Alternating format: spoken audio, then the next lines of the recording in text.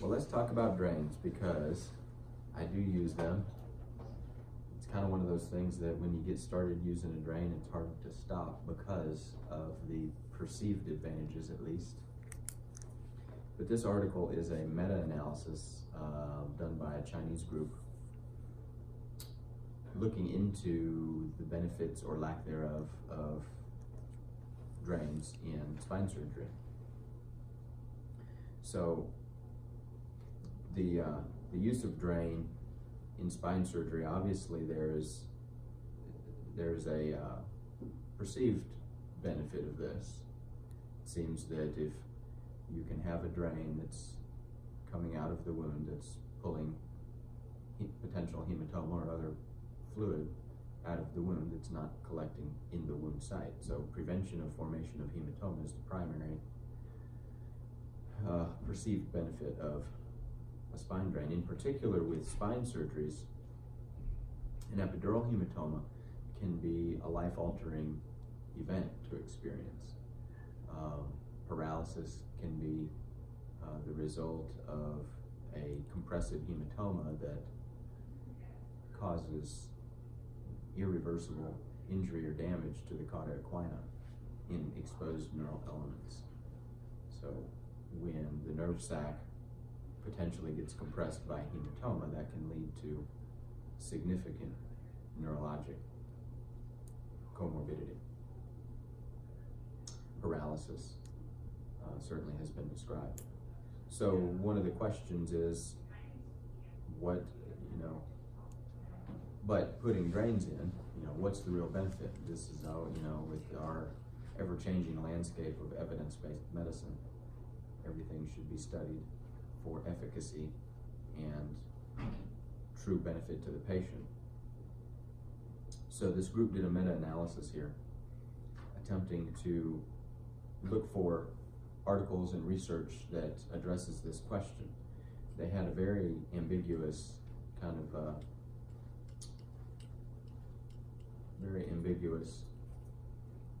graphic here demonstrating their criteria for inclusion or exclusion. So they did find around 400 papers that were written on drains.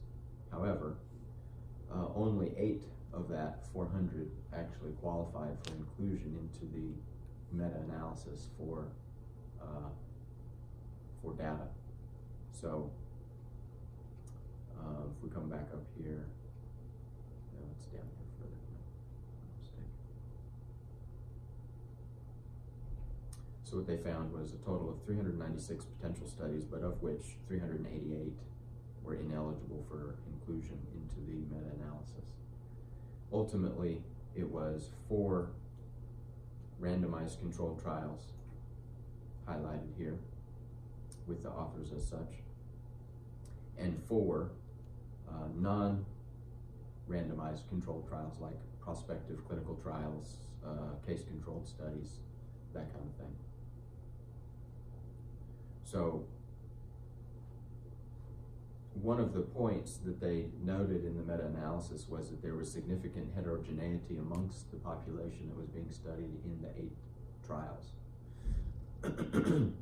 So in order to address the heterogeneity of the populations and individuals that were studied, they applied some high-level statistical analyses to try and control for that heterogeneity.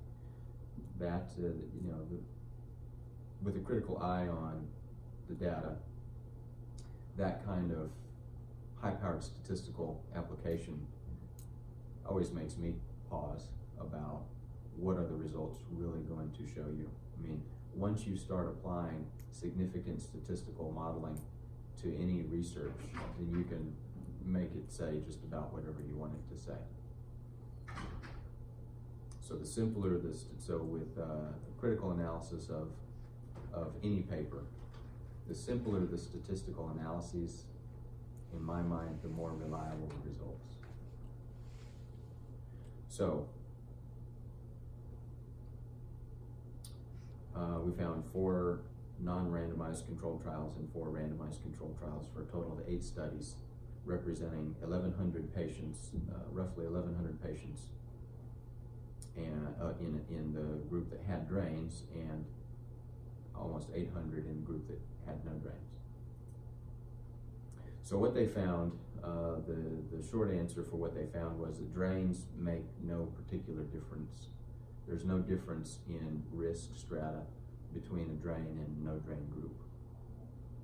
So they studied various effects. Wound infection was studied, showing, and this is a plot showing a, I think it's a confidence interval, risk stratification here, with the left side showing benefit for using drain, the right side showing benefit for using no drain. And the results are, on average, amongst those nearly 2,000 patients, that there was no difference between groups for drains or no drains regarding wound infection. One of the concerns, for instance, using drains is that a potential source of infection. You have a tube that's coming out of the skin. We see these come apart on the floor, for instance. Does that potentially affect the patient's risk for infection? Excuse me. What the study showed was that, on average, no. Now, in the meta-analysis, we don't get a stratification of how the drains were treated. It was either drain or no drain. But for things like, did the drain come apart, in the post-operative course, or were there some other related factors that could have affected infection? There's no stratification for this. In general, people that don't use drains say that they don't do it because it increases the risk for wound infection. I find that not to be true myself. One of the other factors significantly that was studied was hematoma formation. So again, they have a similar plot showing that as far as hematoma formation, as through the meta-analysis, there was no difference between patients that had drains or didn't have drains. Now, the one of the studies in particular,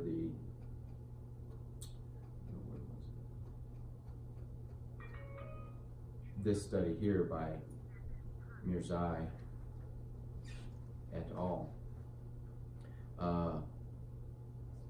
Did make a comment about, did have a significant finding in their study about hematoma formation, and that is that in theirs there was a statistically significant difference between patients who didn't have a drain with regard to numbers of patients that had hematoma formation and numbers of patients, what's the comment here? Significantly fewer patients with hematoma and significantly more patients with no hematoma was the comment in that study. So one of the biggest questions is, does it affect fluid pockets that collect in the operative site? According to the meta-analysis pooling the 8 studies, the answer to that question is no. It has no effect. Likewise, post-operative neurologic injury is not affected on average, not in a statistically significant way. Here you have the pooled data that does seem to skew slightly for no drain, which doesn't make a lot of sense, which suggests that there's some variability in the data. Again, this heterogeneity idea of the way the data is pooled and analyzed between inter study heterogeneity and then increases the heterogeneity of the pooled studies. because it doesn't make sense why a patient would have more neurologic injury by having a drain than by not having a drain.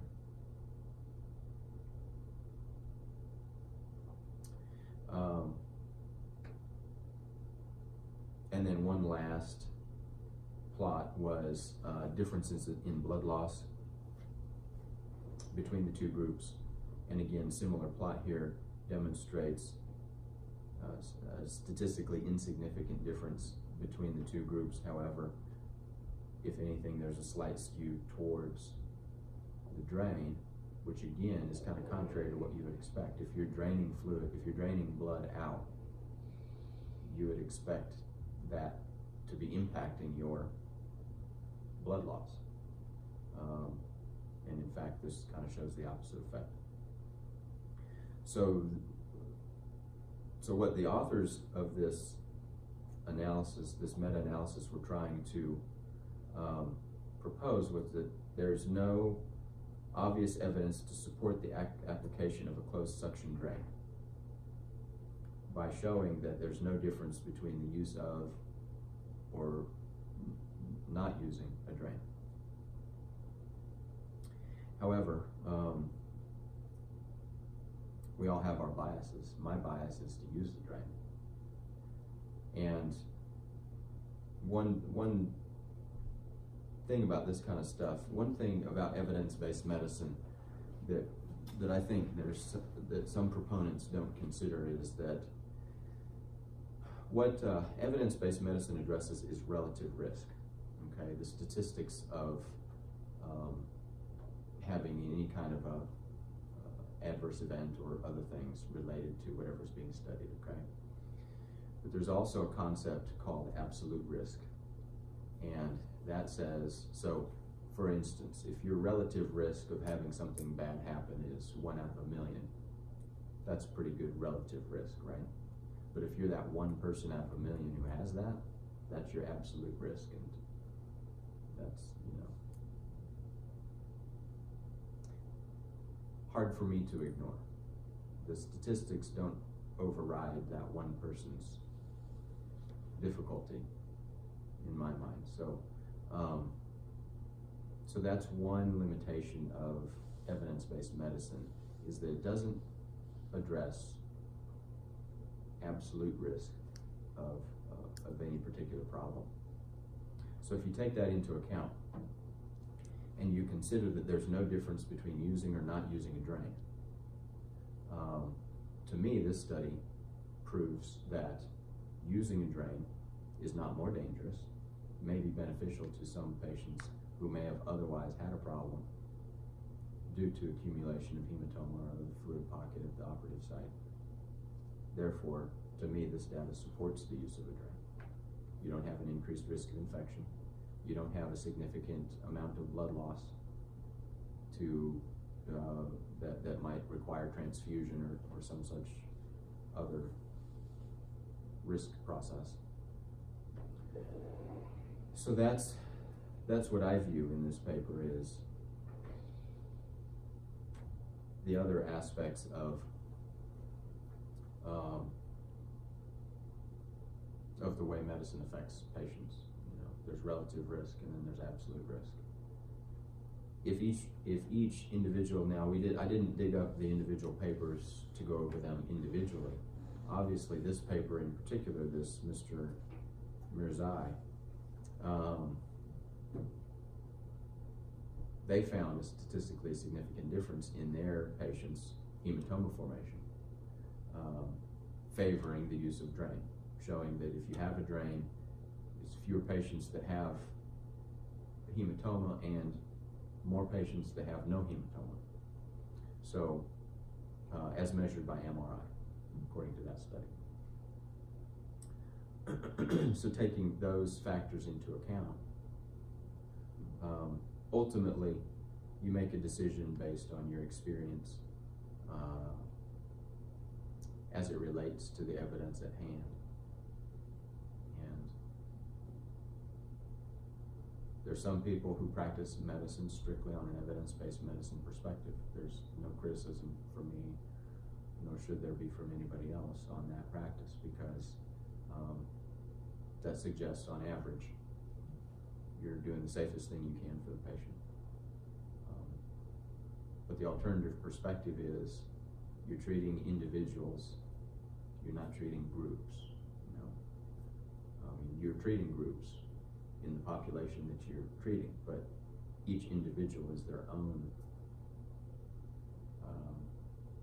part of any particular population that you're studying, and that individual has an absolute risk of something. So, and each individual may or may not fit the strata of any particular study's grouping. There's a big heterogeneity amongst the patients that are being studied here, for instance. Looking at the papers specifically, some of the studies are analyzing strictly a laminectomy. Others are analyzing fusion with instrumentation. Others are analyzing laminotomy or microdiscectomy, basically. So there's a wide variety in the method, in the type of surgery that's even being studied here. So, do the results for a patient who's getting a laminectomy apply the same as the results of a patient getting a fusion, or even an ALIF, say, from the front, as opposed to the back? So it's kind of like pooling it, or averaging the timing of an operation. A one-level ALIF is a totally different operation than a two-level ALIF, for instance. So different operations, different patient groups, different risks. So that's why I wanted to highlight this, because I think it touches on a variety of points, not only significant points relative to the use of drains, but also significant points relative to critical analysis of papers, what evidence-based medicine means, and how to apply evidence-based medicine to individual patient practice. What do y'all think? With your experience, how can nursing staff decrease the possible complications?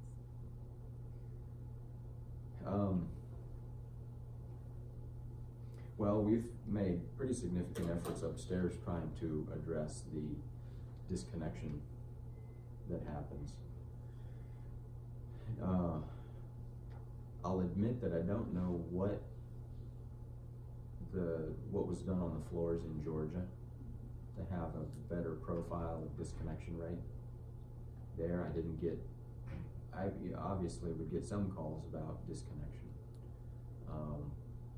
but it's some degree more significant here,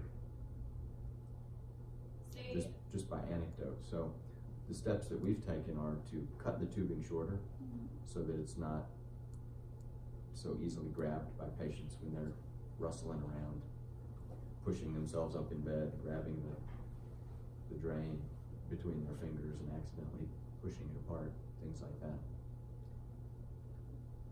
What do you want the nursing staff to do if it becomes disconnected? Do you want them just to leave the patient and go call you? What's the next step if it becomes disconnected? Well, I would say, because there's multiple practitioners that have different preferences, it's probably most appropriate just to call. Because you might get Dr. Bolin who says, we'll just reconnect it. Or you might get Dr. Hood that says, well, you better just take it out. I'm kind of on the just take it out camp. But don't take it out without calling. But call first, and then, we're gonna take it out, but just to decrease the guesswork on the nurse's part. Gosh, I don't remember what Dr. Bell does. Does he take it out? Does he leave it? And then make sure that you keep track of, how much output that they have, so they can report that to you. Right, Sure. For instance, one of my partners in Georgia, if the drain came disconnected, he said, just hook it back up. At that point, though, it's no longer a closed system, so you run the risk of potential contamination.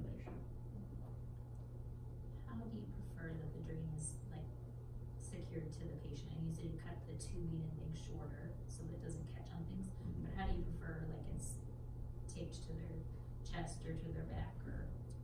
Well, I think tegaderm is most effective. But even tegaderm can roll up and, you know, kind of loosen if the patient's rubbing around on it in bed. You know, the edges get rolled up and eventually the tegaderm will even come apart. But I think tegaderm more than any other tapes. I think athletic tape's probably too sticky, runs the risk of injuring the patient's skin. What we've been using is a body strap that we were going to demonstrate how to use the other day, but then our meeting went too long, so we didn't get the chance to do that. But that seems to be working as well.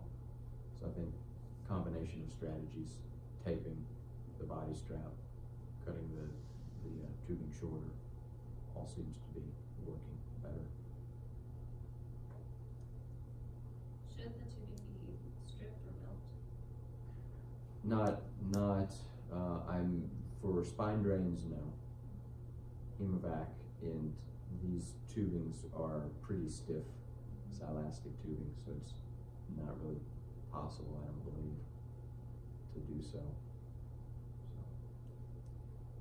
What would you consider like a significant amount of output out of the drain in a certain time period that would require us to give you a call, like too much bleeding or drainage? Yeah, if it's, you know, my response to that question is, how often is it looked at? Is it just once a shift? Or is it every 4 hours? If it's a hemovac, it's once a shift Once a usually. shift, and the shift is 12 hours? Unless they can kind of be fully expanded, but they'll hold quite a bit of fluids. Yeah, right. So probably too much output is, you know, something over 200 in a shift. If you're getting that much output, would you have them like take it out of section or just? Potentially. That would be the. Kind of depends on the Call first, circumstances. obviously. Yeah. One of the risks of it's putting out copious amounts of fluid is that there might have been an occult CSF leak. And so you're collecting CSF in the drain instead of a hematoma, for instance, or bleeding. What symptoms might they present with CSF? It varies. Sometimes a headache, but that's not a totally reliable, you know, it's not a universal symptom of a CSF leak. What other You might not have any symptoms. You just get a high drain output. A high drain output of just really watery fluid, as opposed to blood appearing fluid, bloody appearing. If there was like a hematoma or maybe an abscess or infectious wound, that what kind of neurological symptoms would we see with those that we want to watch for? Increased pain at the site. Common to both of those scenarios that you mentioned would be pain out of proportion to what you would expect. It's kind of one of those, you know, when you see it, things. I mean, because you have post-op pain, so how are you going to distinguish post-op pain from pain like this? There's no way for me to describe it to you, just like there's no way for you to describe to an aspiring nurse what nursing school would be like. It's kind of, you know, when you see it. Sometimes it's hard to recognize. There's questions. Sensation changes other than just pain, or? Well, pain is the first clue, but if it becomes more advanced, yeah, I mean, you can have numbness, weakness, saddle anesthesia, things like that you'd be concerned for. Cauda equina syndrome, acute cauda equina syndrome. Would they have incontinence with that subtle incontinence? Would they have incontinence with that? Potentially. If they have a Foley, it's kind of tougher to evaluate incontinence, but because it doesn't always manifest. And cauda equina is not as clear-cut a process as the books make it sound like. It can be more subtle sometimes. All symptoms don't always manifest together in a cauda equina syndrome. So yeah, incontinence, you expect saddle anesthesia, you expect leg weakness, in a more global way rather than a radicular pattern type things are the things you'd expect from cauda equina, but all of those symptoms don't necessarily manifest. The most reliable symptom for cauda equina would probably be leg weakness. That would be bilateral. Yeah, bilateral equal leg weakness in a variety of muscle groups. So, loss of the ability to walk, for instance, because of these symptoms. Whereas they were walking yesterday, and now they're not able to support their weight, for instance, that kind of thing. Anything specific to know with drains, say post-intracranial surgery? Do you know if they're using drains for this? On occasion, there will be a JP drain. Again, a JP drain would not be stripped, but a subdural drain, a subdural JP drain would be. The subdural JP drain is actually it's called a SEPT drain, subdural evacuation port system. And it has a housing that screws to a drill hole that's a certain diameter, and a housing kind of like an ICP monitor. You affix this housing. It's a self-tapping housing. You affix that to the skull, attach the JP drain tube to it, and you pull this out. I don't remember, did you see one of those when you're in ICU, Paige? No, is that true? I've done a couple of them. I had a JP. JP. Oh, yeah, you'd have to strip. So how frequent would you strip the? Probably it depends. If it's seeming to accumulate clot a lot, then more often. So why is that not a risk compared to not stripping the other? Why do you strip the one but not the other? Well, if you've got a subdural drain and you're trying to prevent reaccumulation there, it's a very deliberate. You're treating hematoma specifically, and the stakes are a little bit higher if that hematoma reaccumulates there, as opposed to, and for instance, I think you're asking about the spine surgeries, because the hemovacs really are not amenable to being stripped because the tubing is exceedingly stiff. If the tubing were amenable to that, it might have been just stripped the hemovac, but it typically doesn't need to be, and it just keeps draining until it's, the design of the hemovac favors not getting clogged with hematoma. I think is the suction of the hemovac a little stronger than a GP, or it seems that way. I don't Maybe know a if that's the case. Maybe not. Well, the accordion's bigger and creates more vacuum.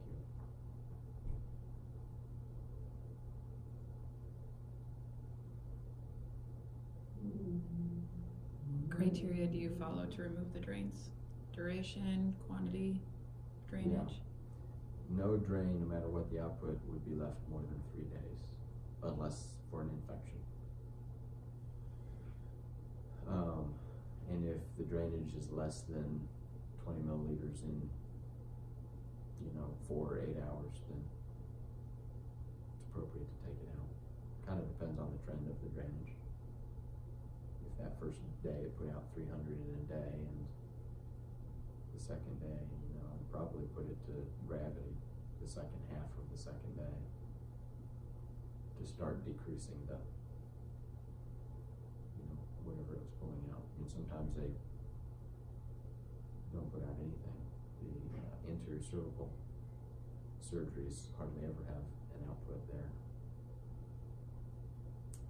As opposed to the raw muscle of a laminectomy or a posterior fusion that can tend to accumulate more bleeding. Sometimes it's 100, 200 milliliters a day for a couple days, but then to kind of start getting to the point of decreased drainage, might just put it to gravity. Still allows a path of egress for the hematoma if it, to prevent accumulation there, but it's not actively putting negative pressure on that site, so you don't accumulate as much fluid.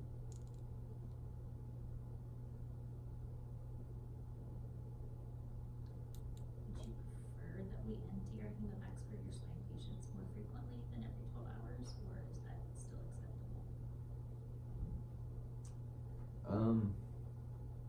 It hasn't been an issue. I'm more used to it being looked at every 4 hours, like with vital signs and stuff like that, but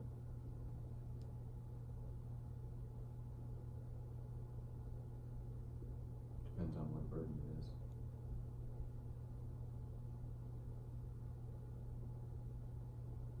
It's negotiable.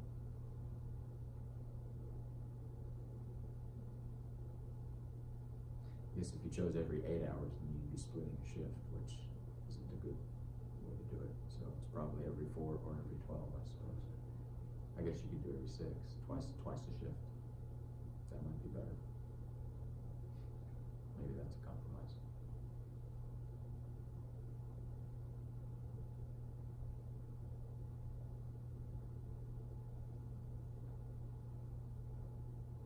I'm most used to every 4 hours.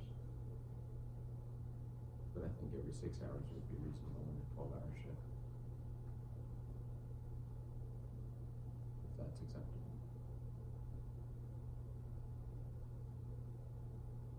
Understanding that there's a lot going on on the ward for nurses, they've got a lot going on. So. I don't think it'd be too hard to empty the drain when they do vitals. It's vitals are every 4 hours anyways, so no issue. Yeah. I think that'd be fine. Okay.